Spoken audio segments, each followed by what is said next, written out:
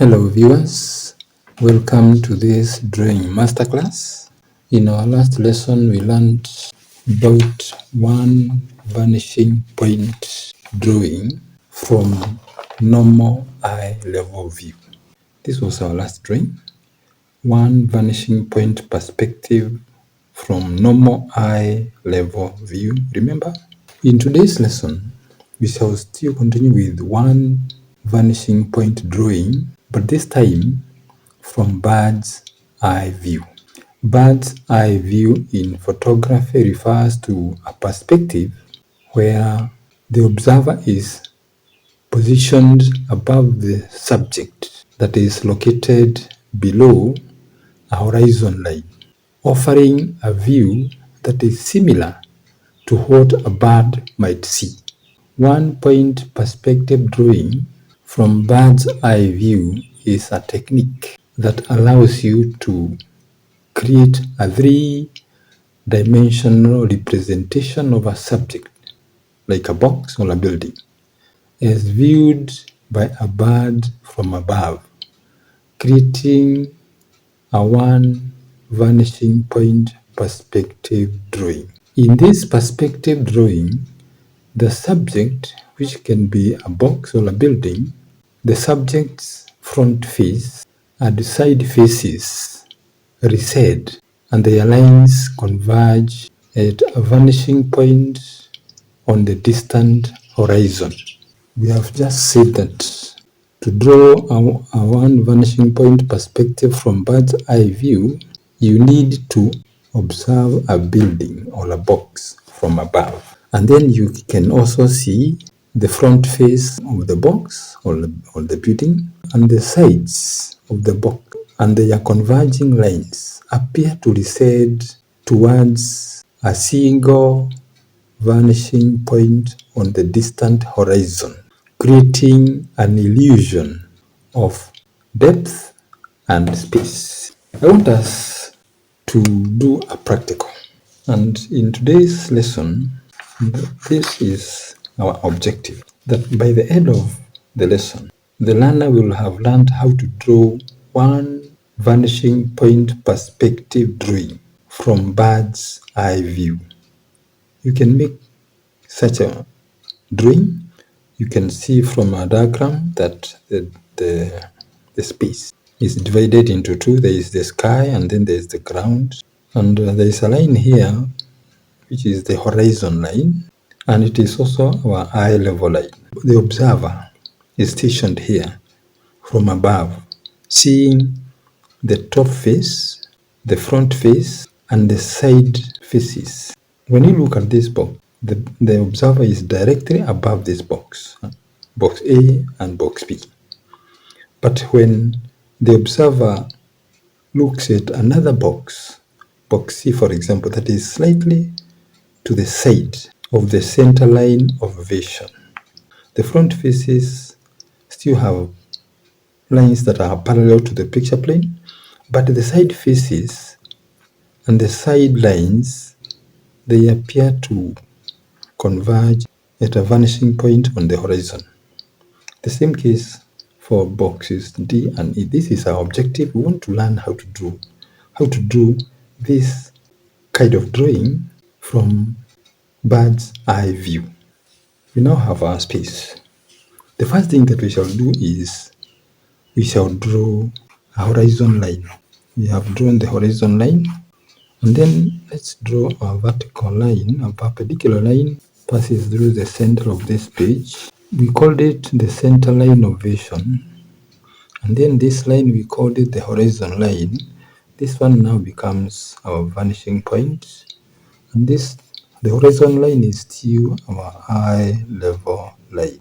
I want us now to draw lines that converge, and remember the observer is stationed here.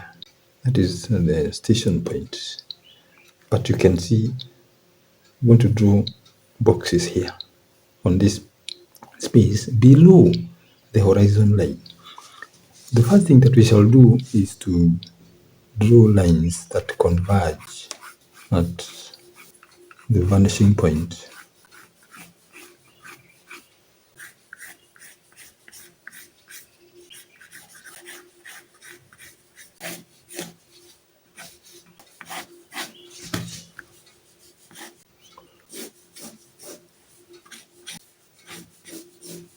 Now we have now drawn lines that are converging on the horizon line. Let us draw the horizon line slightly more clearer. Let us define the horizon line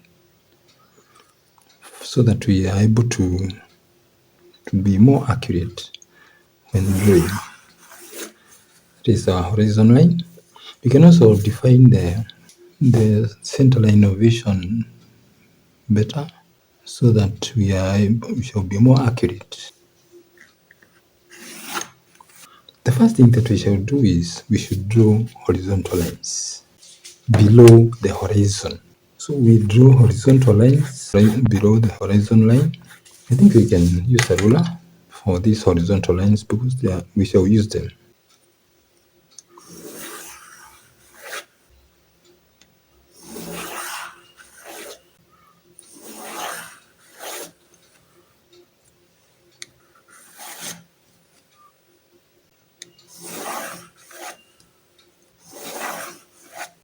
Yeah. Then the first thing that we shall do is let us observe from this station point. We draw a box. When we are observing the box from above, so the box will appear here. So and remember, when you are drawing verticals, the verticals should be vertical. When you are drawing verticals, the line should be perpendicular.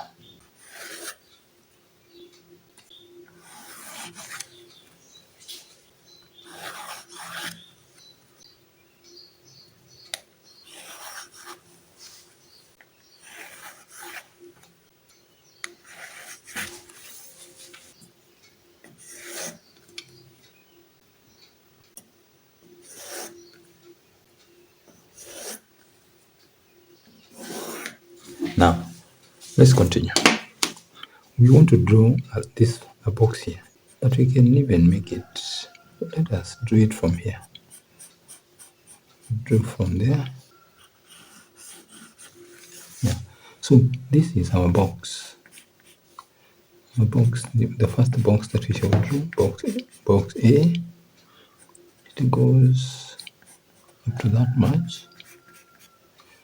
Yeah. It is up. Our first box. We can draw another box here.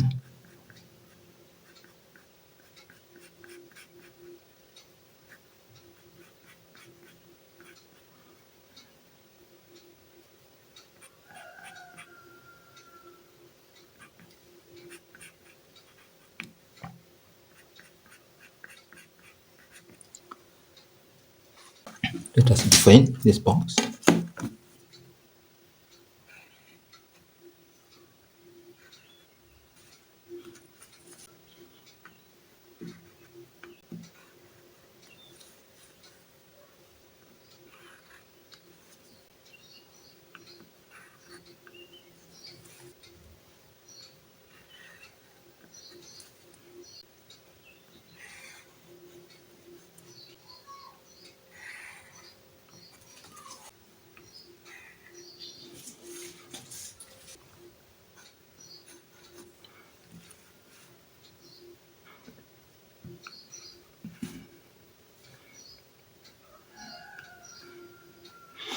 Yeah, we have drawn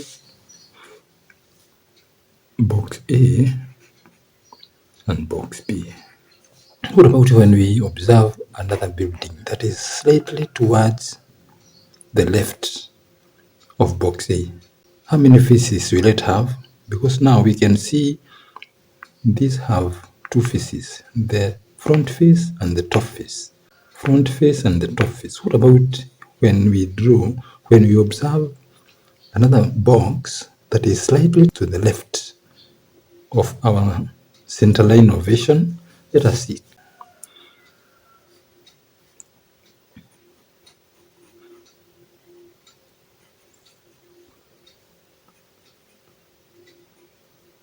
To look like it will go to, let us draw it from here.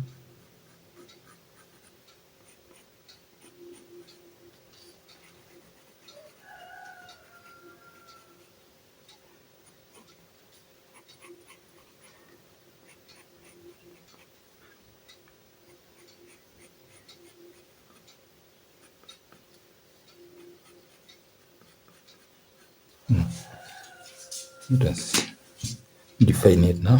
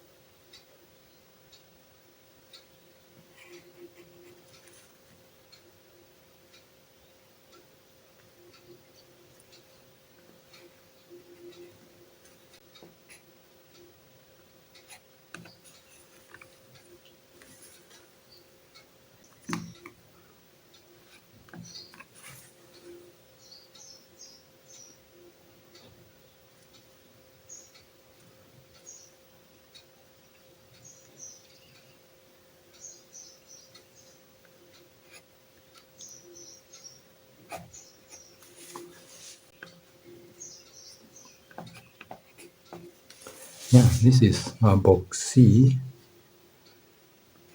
Box C. It has how many faces? It has the front face, the top face, and the side face. And the lines of the sides, they recede and appear to converge at a certain vanishing point on the horizon. What about if we have another, if you want to do another box on the right side of our center line of vision, slightly to the side, how many faces will it have? Let us see. We see how it will look like.